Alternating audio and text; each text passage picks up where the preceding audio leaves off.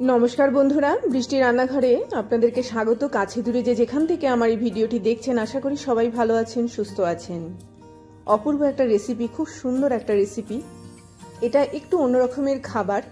Zara धरुन माछ मांस खेते पारेन ना तारा किभाबे एत सुंदर एकटा खाबार खेते पारबेन तार एकटा सहज पद्धतिते आमि करे देখিয়ে दिচ্ছি। तीन बेलाय खेते पारबेन, स्वास्थ्यकर एकटा खाबार। सबार प्रथमे आमि एखाने देहरादून राइसके एकटु भालो करे धुए परिष्कार करे आधा घंटार जन्य एटाके आमि भिजिए राखबो।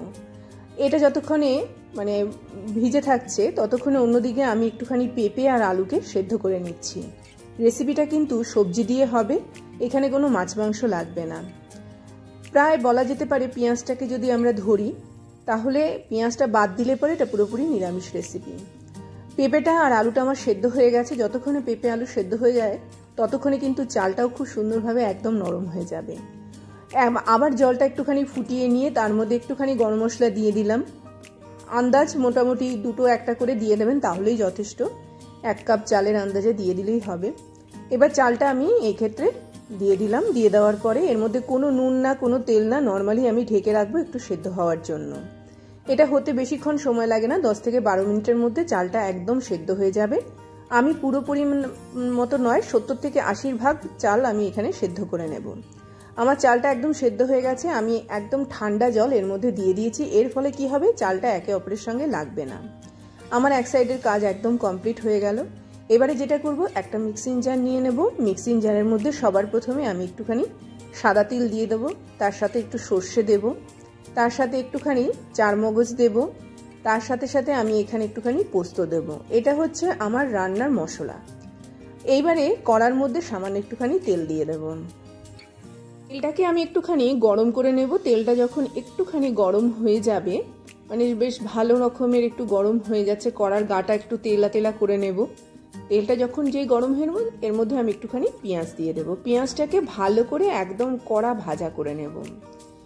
ভালো করে পেঁয়াজটাকে ভাজা করে নিয়ে পেঁয়াজটাকে তুলে রাখতে হবে। পেঁয়াজটা এই ক্ষেত্রে কিন্তু মশলার কাজ করবে না, উপর দিয়ে গার্নিশিংয়ের কাজ করবে। অবশ্যই যেহেতু ভাজা পেঁয়াজ দেব, টেস্টটাও খুব সুন্দর আসবে। এই ক্ষেত্রে বলে রাখছি, যদি আপনারা পেঁয়াজটাকে নিরামিষ না ধরেন পেঁয়াজটাকে বাদ দিয়েও তৈরি করতে পারবেন, তবে পেঁয়াজটা দিলে পরে টেস্টটা অনেকটা বাড়বে। একদম সাধারণ রান্না, কিন্তু তার মধ্যে একটু মুখরোচক করার জন্যই এই পেঁয়াজটা দেওয়া। তো এইরকম ভাবে পেঁয়াজটা যখন দেখবেন একদম খুব সুন্দরভাবে লালচে কালার ধরে গেছে, দেখলেই বোঝা যাবে। একদম খুব কড়া ভাজা করব না, একটু ভালো হালকা এরকম ভাবে ভাজা করে নেব, মানে আমার পেঁয়াজটা তৈরি হয়ে গেছে। ঠিক একদম লালচে ভাজা হওয়ার আগের পর্যায়ে এটাকে তুলে নিতে হবে। এর সঙ্গে আমি কিছু কারি পাতাকেও ভাজা করে নিচ্ছি। দুটো ভাজার একটা আলাদা গন্ধ আসে, সেই গন্ধটা দিয়ে আমি তৈরি করব। একান্ত যদি পেঁয়াজ আপনারা এই ক্ষেত্রে ব্যবহার করতে না চান তাহলে নর্মাল কারি পাতা দিয়েও এটা আপনারা তৈরি করতে পারবেন। তো দুটোই জিনিসই আমার ভালো রকমের ভাজা হয়ে গেছে। কারি পাতাটা দেখবেন একটু মুচমুচে তৈরি হয়ে যাচ্ছে, এবং কারি পাতাটাকেও ভালো করে আমি ভাজা করে নিয়ে একদম তৈরি করে নিলাম। এবার যেটা হলো, বাকি পড়ে থাকা তেলের মধ্যে ওই মশলাটা আমি দিয়ে দিলাম। মশলাটা দিয়ে ভালো করে মশলাটাকে কষাবো। কষিয়ে কষিয়ে এটাকে একদম ছোট করে নিয়ে আসতে হবে এবং খুব ভালো করে জিনিসটাকে কষিয়ে নিতে হবে। কষিয়ে নিয়ে দেখুন এটা একদম তৈরি হয়ে গেছে। তৈরি হয়ে যাওয়ার পরে আমি একটু একটু করে জল দিয়ে দিয়ে এটাকে আবারও একটুখানি কষিয়ে নেব। আসলে এই মশলাটা যত কষাবো টেস্টটা তত বাড়বে।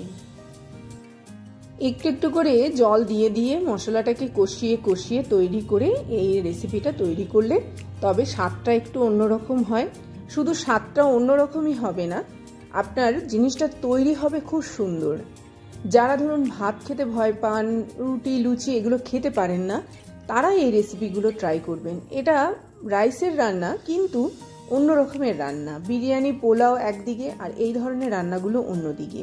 আর সব থেকে মজাদার হচ্ছে একটু আচার দিয়ে এই রান্নাগুলো খাওয়া যায়।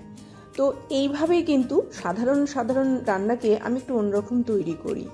এবার এর মধ্যে একটু কাঁচা লঙ্কা দিলাম, একটা শুকনো লঙ্কা দিলাম, একটা তেজপাতা দিলাম। আমি প্রথমে ফোড়নও দিতে পারতাম, কিন্তু আমার তেলের মধ্যে অলরেডি পেঁয়াজের গন্ধটা রয়েছে, আমি সেটাকেই রাখতে চাইছি। বাদ বাকিগুলো আমি সবার শেষে এর মধ্যে যোগ করছি।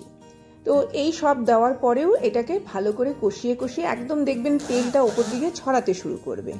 সেই পর্যায়ে অবধি এগুলোকে কিন্তু ভালো করে কষিয়ে নিতে হবে।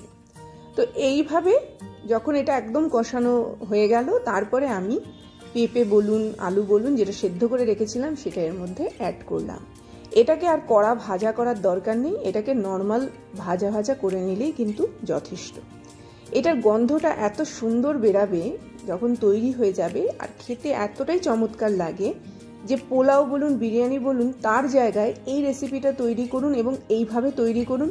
স্বাদও আলাদা, গন্ধও আলাদা, তার সাথে সাথে এটা খুব সুন্দর একটা খাবার। একদম রেডি হয়ে গেল। কষিয়ে কষিয়ে দেখুন এই জিনিসটাকে একদম তৈরি করে ফেলে দিয়েছি। এইবারে যে রাইসটা আমি রেডি করেছি, মানে সেটা তৈরি করেছিলাম, সেই রাইসটা দেওয়ার পালা। প্রথম অবস্থায় আমি একটুখানি নুন অ্যাড করব, তাহলে আমি পরের ব্যালেন্সটা বুঝতে পারবো। এটা হচ্ছে এই পেঁপে আর আলুটার জন্য আমি নুনটা অ্যাড করলাম। তারপরে যখন আমি রাইসটা দেব তার উপরেও আমি একটুখানি নুন অ্যাড করব। নুনটা দেওয়ার পরে এটাকে আমি ঢেকে রেখে দিয়েছিলাম। ঢাকনা খুলে এটাকে আবারও ভালো করে কষিয়ে নিচ্ছি। কষিয়ে নিয়ে এরপরে যখন রাইসটা দেব, রাইসটা দিয়ে এটাকে জাস্ট দমে বসাবো। আপনারা নর্মালি এটাকে দমে বসাতে পারেন, অথবা নিচে একটা তাওয়া দিয়ে বা নিচে একটু ফুটন্ত গরম জল বসিয়েও দমে দিতে পারে। আমি একদম সিম্পলভাবে গ্যাসকে একদম নিবু নিবু আঁচে রেখে দিয়ে তারপরে এখানে আমি দমে বসাচ্ছি। ওপর দিয়ে জাস্ট রাইসটা দেব, সামান্য একটুখানি নুন দেব, পেঁয়াজ আর কারি পাতা যেটা ভাজা করেছিলাম সেই পেঁয়াজ আর কারি পাতাটা দেব, একটু সাজিরে এর মধ্যে দেব, মানে একদম এর মধ্যে গরম মশলাও রয়েছে, সব মিলিয়ে গন্ধটা খুব সুন্দর আসবে। এবং এই অবস্থায় আমি 10 থেকে 12 মিনিটের জন্য ঢেকে রাখবো, কিন্তু আঁচটা এখানে একদম নিবু নিবু হবে। এইভাবে করে নিয়ে এটাকে জাস্ট ঢেকে রাখলেই কিন্তু রেসিপিটা একদম রেডি হয়ে যাবে। অসম্ভব সুস্বাদু স্বাদের এই রেসিপিটা একবার হলেও খাবেন, এবং যত খাবেন ততই কিন্তু ভালো লাগবে। এর ওপর দিয়ে হালকা একটু লেবুর রস দিতে পারেন, একটু গোলমরিচের গুঁড়ো দিতে পারেন। এইভাবেই কিন্তু একটা খুব সুন্দর স্বাদের রেসিপি তৈরি করলাম, যেটা খেতেও চমৎকার এবং বানানো হয়েছে কিন্তু একদম সহজ সরলভাবে। অবশ্যই এই রেসিপিটা বাড়িতে তৈরি করে দেখুন। যদি ভালো লেগে থাকে অবশ্যই চ্যানেলটিকে সাবস্ক্রাইব করবেন, আর এই ভিডিওগুলোকে যত পারবেন শেয়ার করবেন, তাহলে অনেক অনেক অনেক মানুষের কাছে কিন্তু এই ভিডিওগুলো পৌঁছে যাবে। সবথেকে বড় কথা হচ্ছে আগে খেয়ে দেখবেন, যদি ভালো লাগে তবেই কিন্তু আপনারা এই ধরনের রেসিপিগুলোকে সঙ্গে নেবেন। এই রেসিপিগুলো এত সুন্দর, এত মজাদার, অফিস টিফিন হিসাবেও কিন্তু আদর্শ। দেখুন কোনো জিনিস ছাড়া, না আমি পনির ব্যবহার করেছি, না আমি সয়াবিন ব্যবহার করেছি, না আমি মাছ মাংস ডিম কিচ্ছু ব্যবহার করিনি। খুব সুন্দর সাদামাটা একটা রেসিপি, স্বাদে গন্ধে তো ভালোই হয়েছে, শরীরের জন্য একদম হেলদি। অবশ্যই বাড়িতে তৈরি করুন, অবশ্যই খান, অবশ্যই এই রেসিপিটা একবার হলেও এই সময়। এই বলে বিদায় নিলাম, আসলাম।